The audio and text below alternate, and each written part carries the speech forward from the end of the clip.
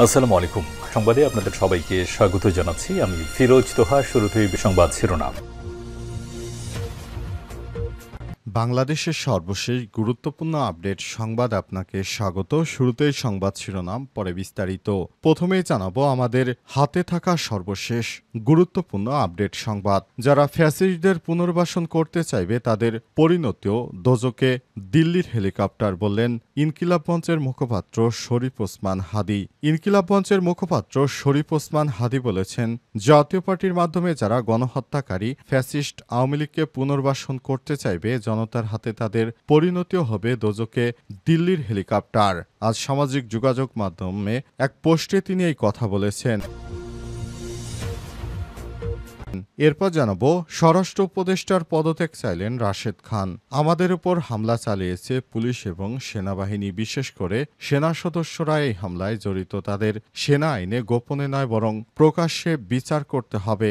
আমরা এই বিষয়ে মামলা করব বলে ঘোষণা দিয়েছেন গণ অধিকার পরিষদের সাধারণ সম্পাদক রাশেদ খান। আজ ঢাকা মেডিকেল কলেজ হাসপাতালে ভিপি নূরকে দেখতে গিয়ে তিনি এসব কথা বলেন।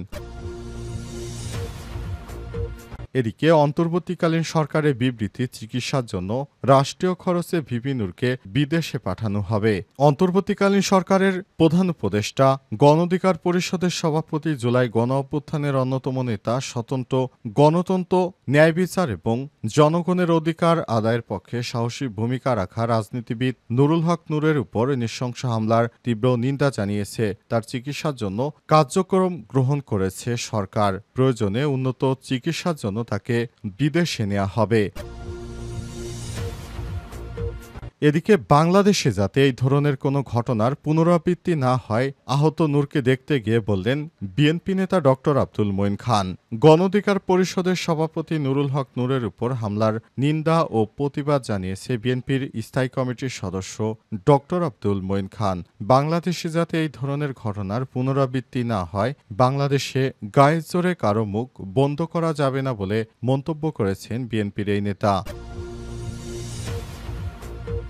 এবারে জানাবো, ৩ দফা দাবিতে আজও শহীদ মিনারে প্রাথমিক বিদ্যালয়ের শিক্ষকদের সমাবেশ। প্রাথমিক বিদ্যালয়ের শিক্ষকরা তাদের ১১তম গ্রেডে বেতনসহ ৩ দফা দাবি নিয়ে তারা শহীদ মিনারে মহাসমাবেশ শুরু করেছেন।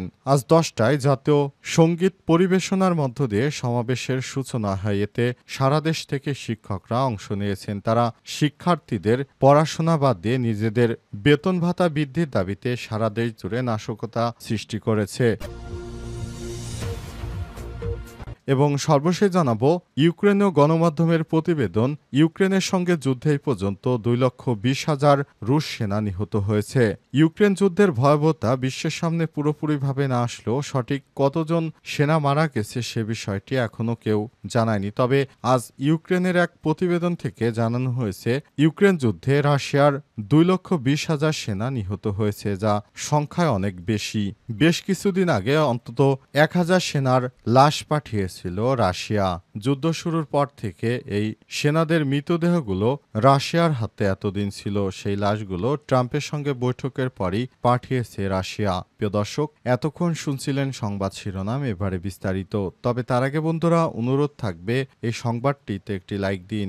এই চ্যানেলে আপনি নতুন হয়ে থাকলে আমাদের সংবাদটি দেখতে দেখতে চ্যানেলটি সাবস্ক্রাইব করে রাখুন। কমেন্ট করে বন্ধুরা আপনার মূল্যবান মতামত জানিয়ে দিন আপনি বিশ্বের কোন দেশ থেকে বা বাংলাদেশের কোন স্থান থেকে আমাদের সংবাদটি দেখছেন এবং শুনছেন। আর বন্ধুরা, এই সংবাদটি আপনার সোশ্যাল মিডিয়া ফেসবুকে শেয়ার করে বন্ধুদেরও দেখার সুযোগ করে দিন। এবারে বিস্তারিত।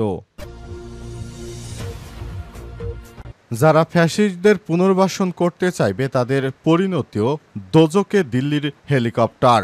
ইনকিলাব মঞ্চের মুখপাত্র শরীফ ওসমান হাদি বলেছেন, জাতীয় পার্টির মাধ্যমে যারা গণহত্যাকারী ফ্যাসিস্ট আওয়ামী লীগকে পুনর্বাসন করতে চাইবে জনতার হাতে তাদের পরিণতি হবে দোজকে দিল্লির হেলিকপ্টার। শনিবার সামাজিক যোগাযোগ মাধ্যম ফেসবুকে 2:43 এক পোস্টে তিনি এসব কথা বলেছেন। প্রসঙ্গত, রাজধানীর কাকরাইলে শনিবার সন্ধ্যায় জাতীয় পার্টি জাপা ও গণ অধিকার পরিষদের নেতাকর্মীদের মধ্যে সংঘর্ষ হয়। জাপার কার্যালয়ের সামনে দিয়ে গণ অধিকার পরিষদের একটি মিছিল যাওয়ার সময় এই ঘটনা ঘটে। পরে আইনশৃঙ্খলা রক্ষাকারী বাহিনীর লাঠিপেটায় গণ অধিকার পরিষদের সভাপতি নুরুল হক নূর সহ বেশ কয়েকজন আহত হন।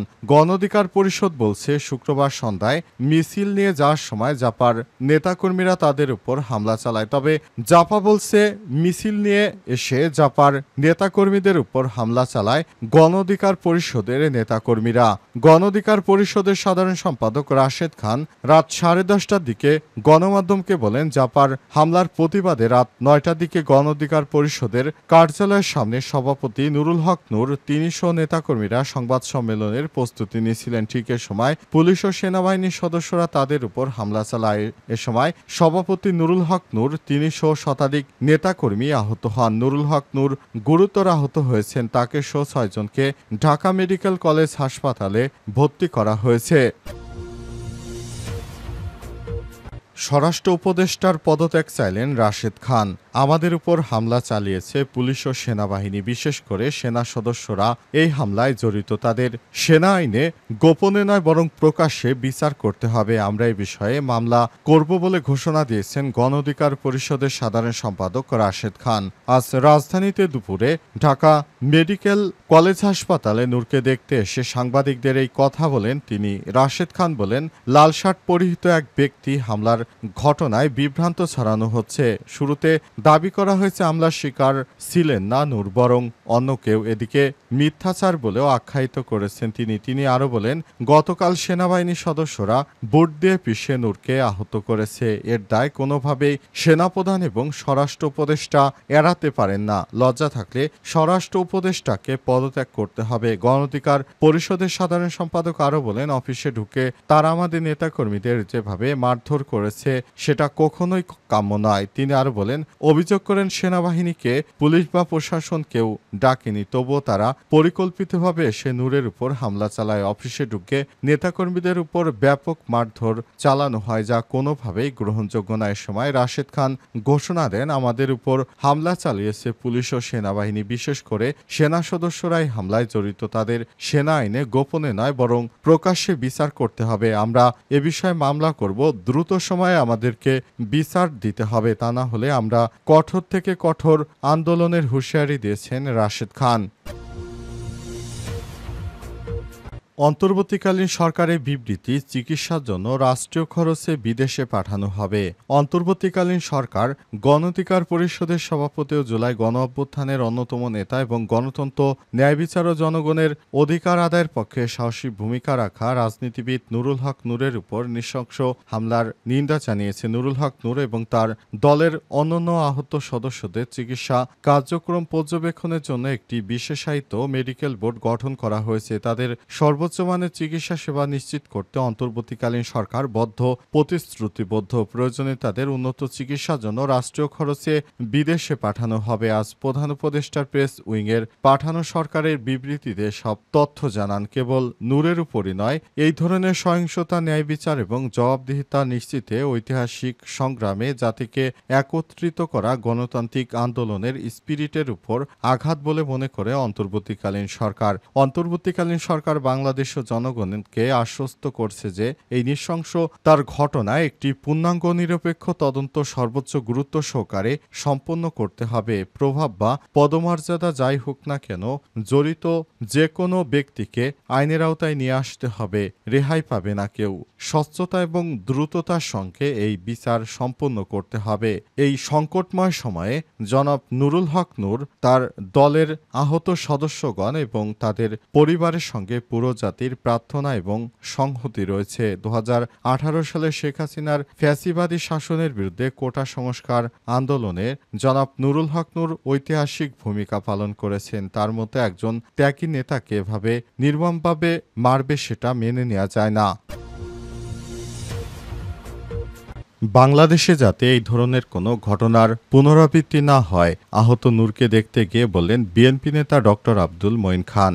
গতকাল গণ অধিকার পরিষদের সভাপতি ডাকসুর সাবেক ভিপি নুরুল হক নূরকে কুকুরের মতো পেটানো হয়েছে। এই ঘটনায় তাকে দেখতে ঢাকা মেডিকেল কলেজ হাসপাতালে গিয়েছিলেন বাংলাদেশ জাতীয়তাবাদী বিএনপির স্থায়ী কমিটির সদস্য ডক্টর আব্দুল মঈন খান। তিনি বলেছেন, যারা গণ অধিকার পরিষদের সভাপতির উপর এই ধরনের অনাকাঙ্ক্ষিত হামলার ঘটনা ঘটিয়েছে এবং ভবিষ্যতে তারা যেন এই বাংলাদেশে আর কখনো এই ধরনের কোনো অনাকাঙ্ক্ষিত ঘটনা পুনরাবৃত্তি না ঘটায় সেজন্য অন্তর্বর্তীকালীন সরকারকে সজাগ থাকতে হবে। গণ অধিকার পরিষদের সভাপতি ডাকসুর সাবেক ভিপি নুরুল হক নূর তিনি বাংলাদেশে ফ্যাসিবাদ বিরোধী আন্দোলনে অনেক দৃঢ় ভূমিকা রেখেছেন। সুতরাং তাকে নিয়ে যারা এই ধরনের প্রোপাগান্ডা ছড়াচ্ছে তাদেরকে সাবধান করে দিতে চাই, কারণ তিনি একজন জুলাই সম্মুখ সারির যোদ্ধা। তার অনেক অবদান রয়েছে ফ্যাসিবাদী সরকারকে বিতাড়িত করতে গিয়ে। সেই গণ অধিকার সভাপতি নুরুল হক নূরের এই রকম পরিণতি আমরা কখনোই মেনে নিতে পারি না। তাই নতুন বাংলাদেশে এই ধরনের কোনো ষড়যন্ত্রকে বরদাস্ত করা হবে না বলে জানিয়েছেন বিএনপির এই নেতা। তিনি আরো বলেছেন, আমরা বিষয়টি গুরুত্বের সঙ্গে পর্যবেক্ষণ করছি। ভবিষ্যতে যেন কোনো কেউ এই ধরনের কোনো বিতর্কিত কর্মকাণ্ড করতে না পারে, আমরা সবসময় বিষয়টি নজর রাখছি।